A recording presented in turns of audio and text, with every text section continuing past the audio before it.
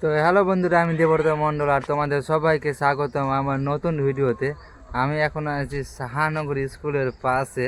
আর এখানে এসে আমার পাশে আছে একটা গ্যাস, গ্যাস ভরাতে যাচ্ছিলাম। এই বস্তাতে গ্যাসটা ভরে রেখেছি। আর এখানে এসে বাইকে আসছিলাম, এসে দেখছি বাইকে কিন্তু চাকাটাতে, পিছনের চাকাটাতে পাম্প একটুও নেই। না, পাম্প সম্পূর্ণ শেষ হয়ে গেছে, কীভাবে হলো জানি না।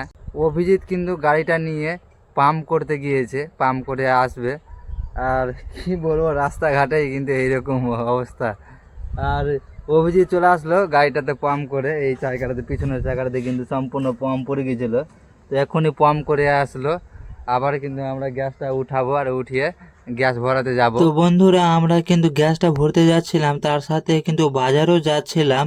আর বাজারে ব্যাগ নিয়ে এসেছিলাম। হঠাৎ কিন্তু গাড়িতে লক্ষ্য করি ব্যাগটা নাই, ব্যাগটা হয়তো রাস্তাতে কোথায় পড়ে গেছে। তারপরে আবার কিন্তু গাড়িটা ঘুরিয়ে কিন্তু বাগানের দিকে নিয়ে আসলাম। আর রাস্তাতে ব্যাগটা কি পাওয়া যাবে? আমার তো মনে হয় না পাওয়া যাবে, কারণ রাস্তাতে রেগুলার মানুষ চলছে। আর ব্যাগটা কোথায় পড়লো আমরা ভেবে পাচ্ছি না। আর এইভাবেই কিন্তু এসছিলাম। আর আমরা তবুও কিন্তু খোঁজাখুঁজি করছি বাগানে। আর এটা হচ্ছে আমাদের একটা বিশাল বড় বাগান, আমাদের না, আমাদের পাড়ার, আমাদের পাশে। আর বাগানটা আমের বাগান, আর বিশাল বড় বাগান। আর ছোটোবেলায় কিন্তু এই বাগানে আমরা কিন্তু আম কুড়াতে আসতাম, আর খুব ভালোও লাগতো। আর অনেক আমও ধরে বাগানটাতে। আর ব্যাগটা কিন্তু খুঁজে পাচ্ছি না বন্ধুরা, গোটায় রাস্তায় কিন্তু খোঁজাখুঁজি করছি আমরা, তবুও কিন্তু ব্যাগটা পাচ্ছি না। আমার মনে হয় ব্যাগটা কেউ নিয়ে নিয়েছে। ব্যাগটা ছিল অভিজিতের, আর ব্যাগটা কিন্তু নতুনই ছিল। আর দেরি না করে আমি নাগারটি ডাক্তারের কাছে চলে গেলাম, কারণ শরীরটা কয়েকদিন থেকে ভালো নেই বন্ধুরা, তার জন্য কিন্তু রেগুলার ভিডিও আপলোড করতে পারছি না। আর পেটে কিন্তু ব্যথা করছে, জানি না কি কারণে করছে, হঠাৎ কিন্তু 2-1 দিন থেকে ব্যথা করছে। তো ডাক্তার দেখিয়ে ফাইনালি কিন্তু আমি ওষুধ নিয়ে নিলাম। আর আশা করি তোমরা ভিডিওতে দেখতে পাচ্ছ ওষুধটা আমার হাতে আছে। আর অভিজিৎ কিন্তু বাইক চালাচ্ছে। আর ওষুধগুলো কয়েকটা দিল, 4-5টা ওষুধ দিল। সবগুলো নিয়ে কিন্তু আমরা বাজারের দিকে চলে গেলাম। আর বাজারে এসে হঠাৎ নজর পড়লো শশার দিকে। আজকের শশাগুলো খুব ভালো লাগছে, একদম কচি কচি শশা। তো দেরি না করে কিন্তু আমি শশা বাছতে শুরু করলাম। এটা আমার কিন্তু খুবই ভালো লাগে বাছাবাছি করতে।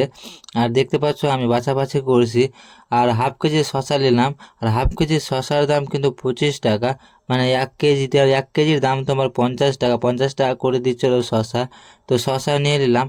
আরও কিন্তু আমরা অন্য কিছু নিতে হবে, তার জন্য শশা নিয়ে আমরা আর বেশি দেরি করলাম না। শশা নিয়ে আমরা চলে গেলাম অন্য কিছু নেওয়ার জন্য। তারপরে আমার মা কিন্তু আলু নিতে বলেছিল, তার জন্য আমি আলুর দোকানে চলে আসলাম। আর এই দোকানটা কিন্তু আমার বন্ধুর। আর বন্ধু কিন্তু ভালোভাবে বেছে বেছে আলুগুলো দিয়ে দিচ্ছে। আর আমি 3 কেজি আলু নিয়ে নিলাম।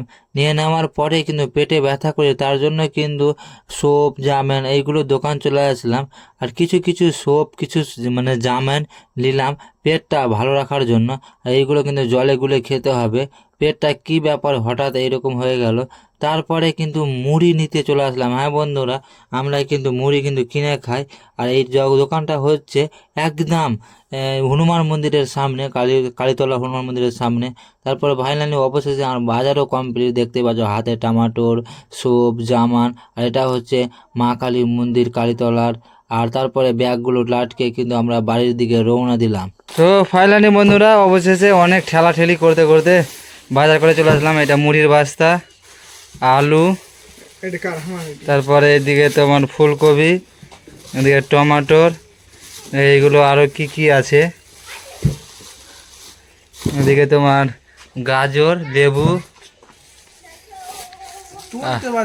এটি এটি ওষুধ আছে আমার, এটি শশা, আমি নিয়েছি তো নিয়েছি কি, হ্যাঁ এটি বাজার, বাইকে রেখে দিলাম। আর ওই তো ওখানে গ্যাস নিয়ে আসলাম। এটাতে ভরে আবার নতুন গ্যাস নিয়ে আসলাম। এটাতে গ্যাস নিয়ে চলে আসলাম ভরে। অনেক দেরি হয়ে গেল। তো বন্ধুরা, আমার আজকের বাজার কিন্তু কমপ্লিট। আর অনেকক্ষণ কিন্তু দেরি হয়ে গেল বাজারে, কিছু করার নাই। আর অনেক কিছু নিলাম, তার জন্য এত দেরি হলো। তো বন্ধুরা, আজকের ভিডিওটা এই পর্যন্ত। এরপরে দেখা হবে অন্য ভিডিওতে। ভিডিওটা যদি একটু ভালো লেগে থাকে তাহলে লাইক, কমেন্ট, শেয়ার করে দিও। আর এইরকম গ্রামের ভিডিও আর নদীর ভিডিও দেখার জন্য অবশ্যই চ্যানেলটাকে সাবস্ক্রাইব করে রাখো। আর ভিডিওটা শেষ পর্যন্ত দেখার জন্য তোমাদের অসংখ্য ধন্যবাদ জানাই।